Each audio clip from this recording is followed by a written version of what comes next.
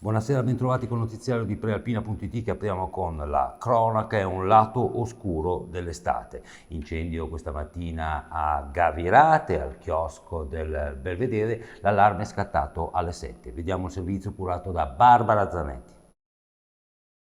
Allarme questa mattina verso le 7 al chiosco Belvedere, al lido di Gavirate, all'imbocco della pista ciclopedonale che porta verso Biandronno, uno dei locali più celebri dell'estate varesina, il chiosco Belvedere.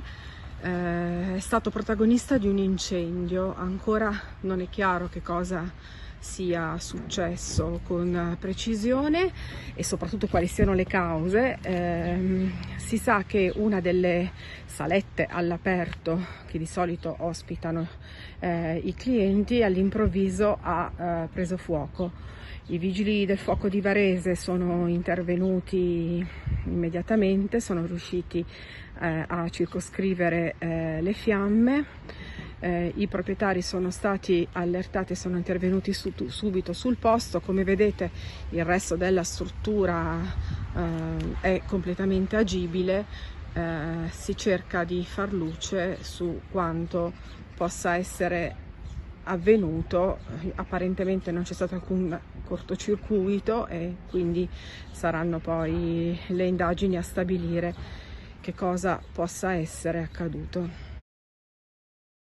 E un altro chiosco è stato preso di mira, si tratta di quello all'interno del parco di Villa Milius, dove la scorsa notte c'è stata un'incursione sfociata in un festino abusivo con bottiglie rotte e abbandonate, tavoli divelti, sedie rubate e le saracinesche del bar rovinate. Non è la prima volta che accade, il gestore del chiosco ha denunciato più volte le incursioni notturne nel parco e i vandalismi che subisce la sua attività ed è tornato quindi a chiedere al comune l'installazione delle telecamere nel parco. I fondi per l'installazione delle telecamere sono stati stanziati, l'impianto di videosorveglianza dovrebbe debuttare a breve. Maggiori approfondimenti si possono leggere su prealpina.it.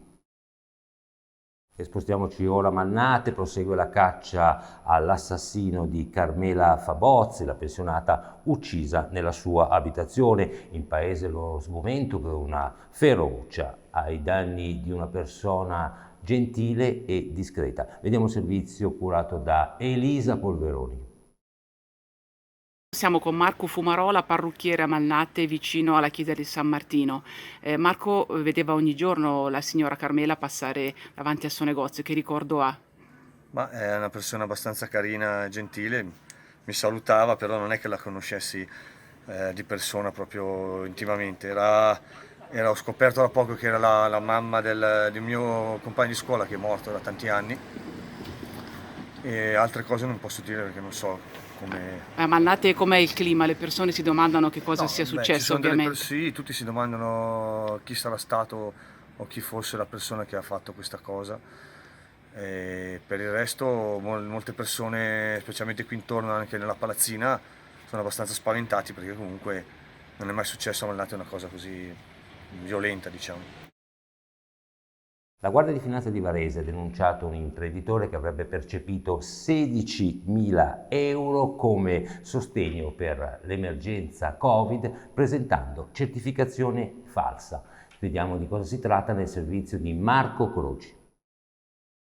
È accusato di aver presentato certificazioni fasulle per incassare i contributi previsti dall'emergenza Covid. I finanzieri del Comando Provinciale di Varese hanno dato esecuzione a un sequestro preventivo per un valore di oltre 16.000 euro, disposto dal GIP del Tribunale di Varese su richiesta della Procura, nei confronti di un imprenditore del Varesotto, accusato appunto di aver ottenuto indebitamente un contributo a fondo perduto, previsto dal cosiddetto decreto rilancio.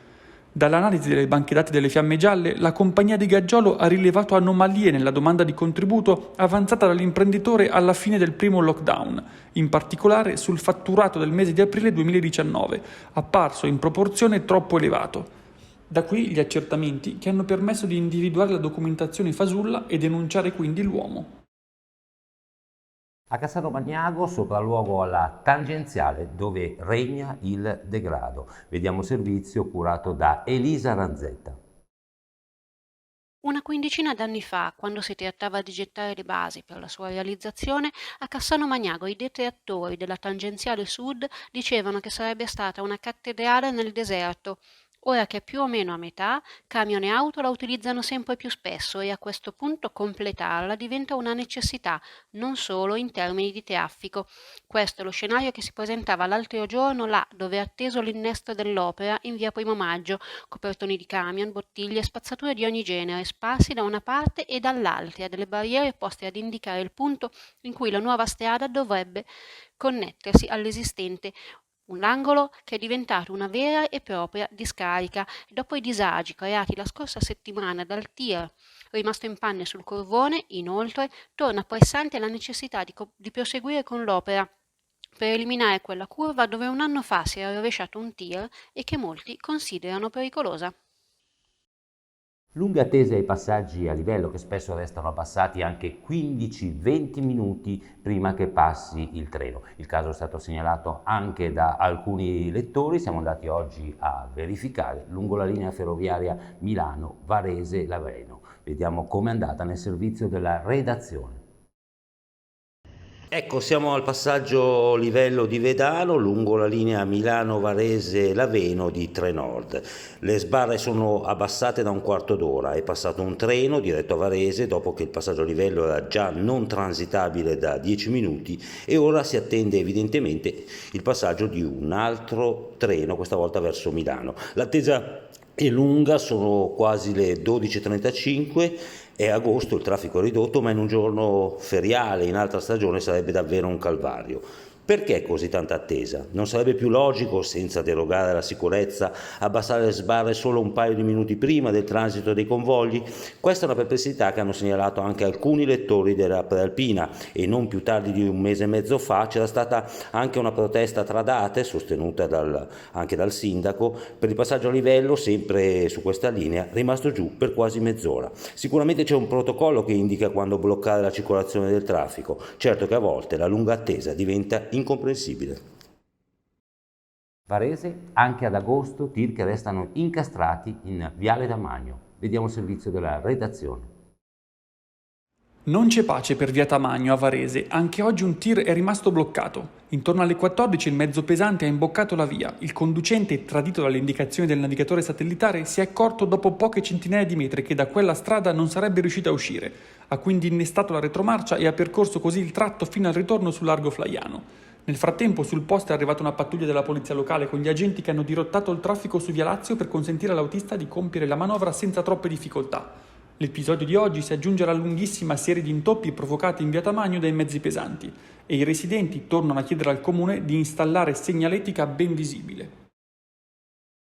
E chiudiamo con l'emergenza idrica che non risparmia come problema anche i piccoli comuni. Ora tocca a Marzio, la società Le Reti, la società che si occupa appunto del servizio idrico, ha lanciato oggi un appello alla popolazione di Marzio, piccolo comune immerso nel verde. Un appello, scrive Le Reti, ad attenersi a un consumo responsabile e consapevole dell'acqua, che deve essere limitata ai soli consumi domestici e igienico-sanitari. La situazione viene definita critica e non si esclude l'interruzione dell'erogazione idrica di notte dalle 22 alle 7. Maggiori approfondimenti si possono leggere su prealpina.it. Questa è l'ultima notizia, vi diamo appuntamento al TG di domani alle ore 19. Buona serata.